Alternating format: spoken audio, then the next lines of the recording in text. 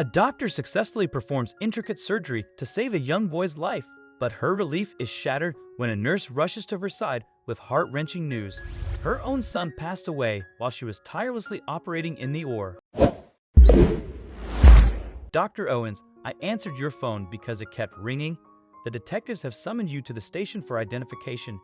It appears to be an accident. Abby informed Emily, who didn't feel like she had the strength to stand any longer. Soon after, she was bawling her eyes out on the hospital floor, and her world came to a standstill. At 35, Emily, a single mother, had a bright future ahead of her. She was the best surgeon at the hospital, and she had saved the life of a young kid that afternoon, causing her to burst into tears of joy after the successful operation. But as she walked out of the OR and the nurse, Abby, came running up to her, Emily saw something in her eyes that scared her. Before she could ask, Abby had blurted out everything. Emily's world came crashing down around her. Earlier that morning, Emily had promised her son, Beckham, that she'd pick him up from school. "Don't forget, Mom, that we're getting pizza tonight. Your treat for missing our movie night last time," he had said, a bright grin on his face, a grin Emily would never see again. All right, she had replied as she waved goodbye to him. "I'll see you soon, honey. Be a good boy, okay?"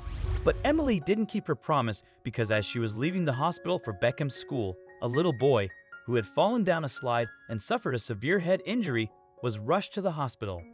The boy's condition was critical, and he needed immediate surgery. Because of Emily's expertise, she was asked to perform the surgery on him. At that point, Emily felt terrible for having to break her promise to Beckham, but she left him a quick text saying she was sorry.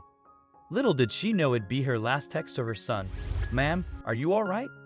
Do you want some tea or coffee?" Officer Johnson asked Emily. Abby had driven her to the station. She was not in a condition to drive on her own. She had identified her son's body in the morgue, and the sight of his pale face was stuck in her mind. "Dr. Owens," said Abby gently, "would you like me to take you home? I think you should get some rest." "I am no longer going back to the hospital, Abby," Emily suddenly declared, oblivious to anything else Abby had said. "How can I continue being a doctor when I could not save my own son's life? It would never have happened if I had picked him up from school. My boy, he would never have been in that accident. Dr. Owens, it's not your fault. Come, let's." Before Abby could finish, Emily took her car keys and walked out of the station. On her way home, she couldn't help but think about her son and burst into tears. That afternoon, Beckham was crossing the street after getting off the school bus when he was hit by a car. He'd taken the bus because Emily couldn't pick him up. The cops had arrested the car's driver, but what hurt Emily was that none of it would bring her son back to her. She wouldn't be able to scold Beckham for leaving the wet towel on his bed or eating snacks from the pantry at 3 a.m. She wouldn't see the smile on his face when she cooked his favorite spaghetti for dinner, nor would she get the chance to watch action movies with him, which she never liked and only watched for his happiness. "I'm sorry, honey," Emily sobbed as she pulled into the driveway. "I'm very sorry." After that day, nothing was the same for Emily. She cut herself off from everything, rarely left her house, and would spend hours crying. She didn't want anything but Beckham. One day, she visited Beckham and brought along his photo album with her. She wanted to sit next to him and talk to him for hours that day. She had been visiting him every day since his funeral, not wanting him to feel neglected. "Hi, honey," she said as she sat in front of his grave. "Are you doing well? I was wondering if you missed me too. Beckham, don't you think it's been too long since you've returned home?" The house, Emily's voice began to crack. "It just doesn't feel like home anymore, honey. I want to be called Mom. I promise I won't nag you about the wet towels or video games. Just come back, honey, please." "I'm sorry," a soft voice suddenly distracted Emily. "Will you be my mom?" Shocked by the voice, Emily turned around and saw a little boy with a bouquet in his hand. A tall man was standing beside him, and Emily recognized both of them. The boy was the one Emily had performed surgery on, and the man was his legal guardian. The little boy, Hugo, was an orphan who'd been abandoned by his parents. When Emily heard him call her mom, something in her heart healed. For once, she felt she could embrace someone after a long time. "I can give you a hug. It helps a lot when someone's sad," Hugo said.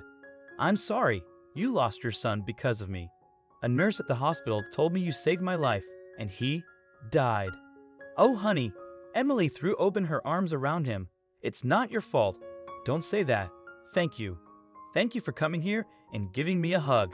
And about that thing you said earlier, never mind.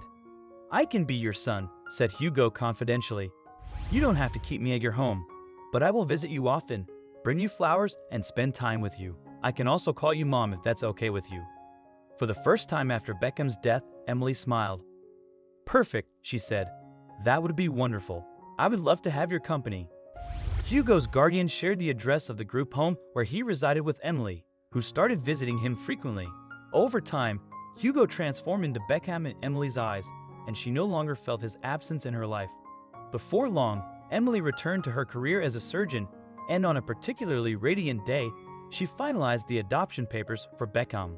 The profound connection she shared with him mirrored that of a mother and child, filling the void in her heart and restoring her sense of motherhood.